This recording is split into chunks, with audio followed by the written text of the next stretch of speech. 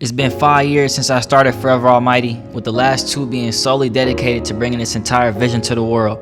It's been a marathon, and it's the victory lap. Forever Almighty represents having the freedom to live life exactly how you want to live it without compromising on your vision, regardless of the circumstances. The reality of it all is that being successful is more about the journey, not just the destination. And accepting this mission showed me exactly who I was, brought me closer to my friends and my family, and connected me with so many people who are walking their own path to achieve greatness in their life.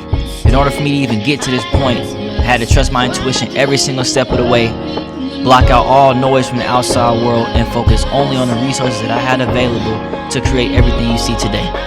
I stood 10 toes in all situations, never folded under pressure, felt every emotion, and saw it all the way through. So I honor anybody who has the mental strength to endure what life throws at you while you're on this adventure. It's not easy, and it's not supposed to be. So come celebrate this experience on July 25th as I welcome you into the world of Forever Almighty from the Mount of Almighty Zion.